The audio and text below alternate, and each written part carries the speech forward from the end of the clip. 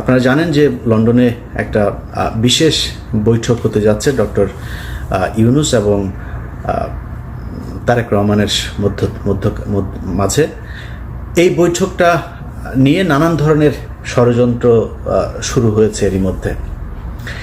এখানে সরকারের ভেতরে একটা পক্ষ আছে, যেই পক্ষটা দুই দিকে খেলার চেষ্টা করে। এর মধ্যে সবচাইতে বড় কালসাপ হচ্ছে আসিফ নজরুল এবং মনির হায়দার। মনির হায়দার হচ্ছে পৃথিবীর সবচাইতে বড় ধরনের একটা ভদ্র বাটপার যাদেরকে বলে। এই বাটপারির যদি পিএইচডি বা পোস্ট ডক্টরেট যদি করা লাগে তার কাছ থেকে করতে হবে। এত সুন্দর, এত ভদ্র নম্রভাবে আপনারা বুঝতেই পারবেন না আপনারা কি বললো। ধরেন আমার সম্পর্কে সে একজনের কাছে বাজে কথা বলবে না, ইলিয়াস ছেলেটা কিন্তু ভালো, হ্যাঁ ছেলেটা ভালো, কিন্তু সমস্যা হচ্ছে ও মাঝে মধ্যে বিভিন্ন মেয়ে মানুষ নিয়ে তারপরে মদ খায়, মেয়েদের সাথে যখন মিলে তখন একটু মদ খায়, হ্যাঁ কিন্তু ছেলে কিন্তু ভালো। কখনো কারণ আমার কাছে যদি আমি যাকে পছন্দ করি না আমার কাছে জিজ্ঞেস করবেন, আমি ডাইরেক্ট বলে দিই, যা বলা তাকে বলে তারে দিয়ে হবে না। বিশাল গভীর জলের এক মাছ।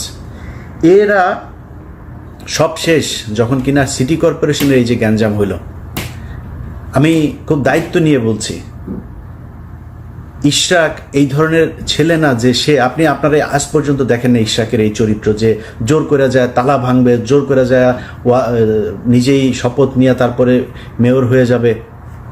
এই চরিত্র ইশরাকের আপনি জীবনে কোনো দিন দেখেন নাই, এবার দেখেছেন। কেন দেখেছেন? এর পেছনে অনেক কারণ আছে।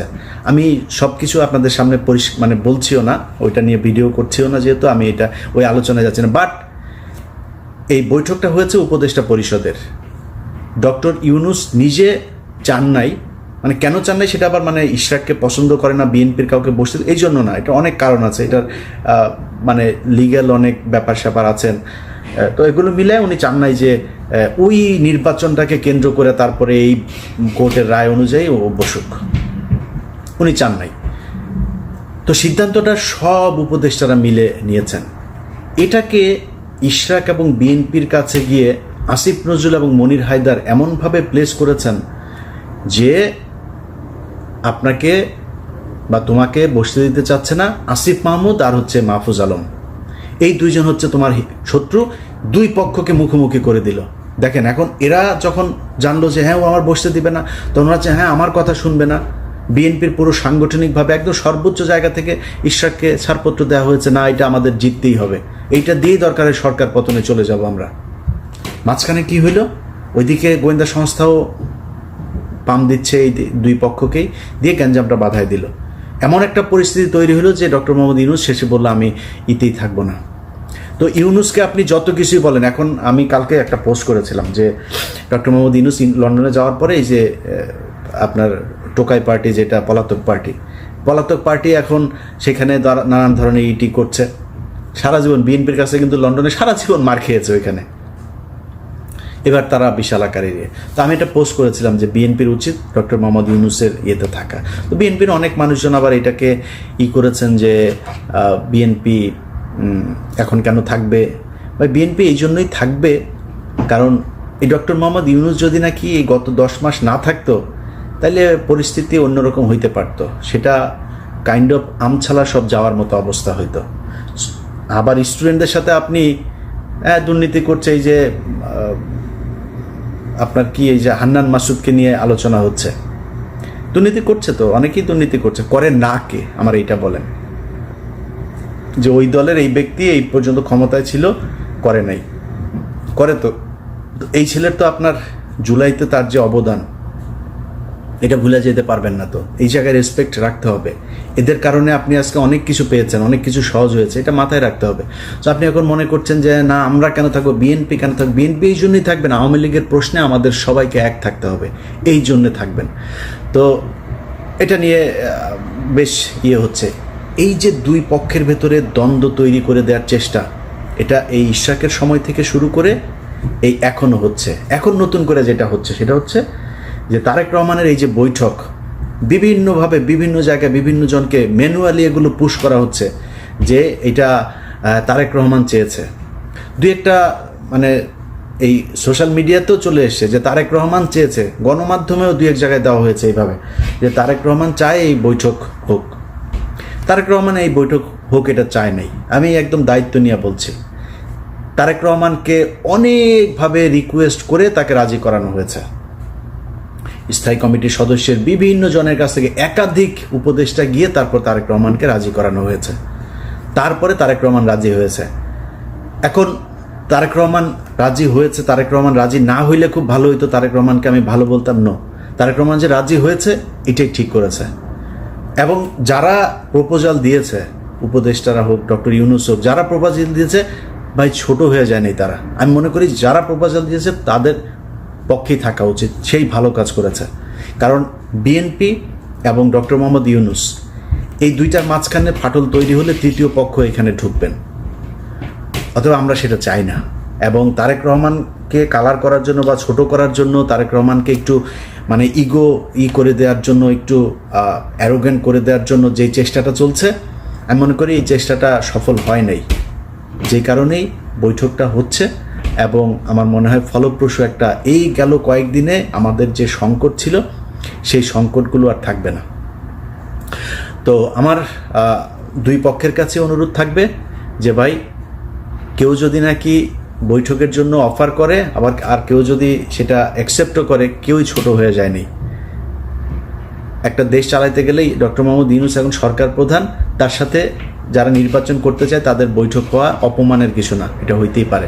কিন্তু যারা করতে চাচ্ছে বিষয়গুলো, যে তারেক রহমান খুব অসহায়, তারেক রহমানের একদম মানে ইচ্ছা হচ্ছে যে এখন তারেক রহমান এই করতেই চায় এরকম, এটা বলে যারা তারেক রহমানকে ছোট করার চেষ্টা করছে বা বৈঠকটা বাতিল করার চেষ্টা করছে, আমার মনে হয় তাদের এই কুয়াশাটা হবে না, মানে সফল হবে না। এবং হয় নাই দেখেই বৈঠকটা হইতে যাচ্ছে। আমরা বিশ্বাস করি এই বৈঠকে সামনে নির্বাচন নিয়েও দুই পক্ষের মধ্যেই একটা নমনীয় থাকবে, দুই পক্ষই ছাড় দেবে। এবং ডক্টর মোহাম্মদ ইউনূসেরও আমি মনে করি তিনি সম্মানিত একজন মানুষ, তিনারও অহেতুক নির্বাচনটা খুব বেশি পিছিয়ে নিয়ে যাওয়ার কোনো কারণ আছে বলে আমি মনে করি না। নির্বাচনটা হয়ে যাওয়া উচিত। এনসিপি যদি চায় যে নির্বাচন করবে, ডক্টর মোহাম্মদ ইউনূস যদি সেটার প্রধান হিসাবেও থাকতে চায়, নির্বাচন করুক। বাংলাদেশের মানুষ তাদেরকে যদি চায় তারা আসবে, বিএনপিকে চাইলে বিএনপি আসবে। সো আমার মনে হয় নির্বাচন আর এই সংস্কার, এই দুইটাকে সাংঘর্ষিক একটা জায়গায় না নিয়ে নির্বাচন নিয়ে একটা সংস্কার অলরেডি 10 মাস হয়েছে। আমার মনে এর ভেতরে অনেকগুলো কাজ হয়েছে। এখন নতুন করে আরও যেই কয়দিন সময় হাতে আছে, এই কয়দিন, এটা আমার মনে হয় 1 মাসেই সম্ভব। 1 মাস হিউজ টাইম। 30 দিনে এই ধরনের সংলাপ করে একটা সুনির্দিষ্ট জায়গায় পৌঁছানো যায়। সো আমি মনে করি একদম যেটা দরকার, কিভাবে নির্বাচন হবে, পরবর্তী 5 বছর পরে কিভাবে সরকার পরিবর্তন হবে, এই জিনিসগুলো ঠিক করে নির্বাচনে চলে যাওয়া দরকার। সেটার জন্য আমি মনে করি না যে এপ্রিল বা জুন পর্যন্ত কোনো সময়ের দরকার আছে। বিএনপি যেহেতু চাচ্ছে, আমার মনে হয় ডিসেম্বরের মধ্যে নির্বাচন দেওয়া সম্ভব। অ্যাটলিস্ট ডিসেম্বরে যদি তফসিল ঘোষণা করা হয়, জানুয়ারি বা ফেব্রুয়ারির ভেতরে, বাই ফেব্রুয়ারি নির্বাচনটা হয়ে যাওয়া উচিত।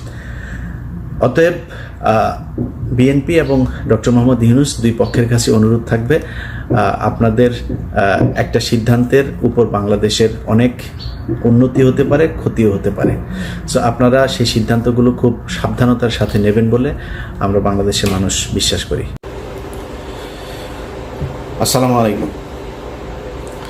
আমার আজকের ভিডিওর সারমর্ম বুঝতে হলে আপনাকে অবশ্যই ভিডিওর শেষ পর্যন্ত দেখতে হবে। দেখার অনুরোধ থাকলো, যদি না দেখেন সেই ক্ষেত্রে আপনি এর অর্থাংশ বুঝবেন এবং বিভ্রান্ত হবেন। আমরা দেশে এখন একেবারে স্পষ্টত দুইটা ভাগ হয়ে আছে, বিএনপি নির্বাচন এবং ডক্টর মোহাম্মদ ইউনূসের সংস্কার। আমি কারোর পক্ষেই যেতে পারছি না, এই জন্য দুঃখিত। কারোর পক্ষে যাওয়ার সুযোগও নাই। বেশ কিছু কারণ আছে, আমি কারণগুলো আপনাদের সামনে ব্যাখ্যা করব। আপনাদের যদি আমার সাথে একমত হলেও জানাবেন, দ্বিমত হলেও সেই আপনাদের মন্তব্যের ঘরে জানিয়ে দেবেন। প্রথমত ধরেন, আমি নিজে, আমার ব্যক্তিগতভাবে আমি নিজে চাই যে এখন এই মুহূর্তের কথা যদি বলি, তারেক রহমান ক্ষমতায় আসুক এবং বিএনপি ক্ষমতায় আসুক সামনের নির্বাচনে। আমি 5 তারিখের পরে আমার বেশ কয়েকটা ভিডিওতে আমি বলেছিলাম যে এই সরকারের যদি বর্তমান অর্থাৎ ডক্টর ইউনূসের যে সরকার, এই সরকারের যদি প্রয়োজন হয় তারা 5 বছর 10 বছর 20 বছর যতদিন ইচ্ছা থাকুক, কোনো সমস্যা নাই। আমি নিজেই বলেছিলাম ডক্টর মোহাম্মদ ইউনূসের হাতে সেই সুযোগটা ছিল এই দেশের যে কোনো ধরনের সংস্কার করা, এবং এমনকি দেশের জাতীয় সঙ্গীত, দেশের গণতন্ত্র, এই কি বলে সংবিধান, এই দেশের পার্লামেন্টারি যে ব্যবস্থা, সেটা নির্বাচন ব্যবস্থা থেকে শুরু করে সব কিছু সংস্কার করার সুযোগ ছিল, এবং এটা মানুষ মেনেও নিতে। এখনও অনেক মানুষ আছে যারা কিনা তাদেরকে সমর্থন করেন। কিছু কিছু জায়গায় আমিও সমর্থন করি, আমাদের অনেক সমালোচনাও আছে এই সরকারকে নিয়ে। এখন এই যে সুযোগটা বাংলাদেশের মানুষ তাদেরকে দিয়েছিল, তারা কতটা কাজে লাগিয়েছে দেখেন।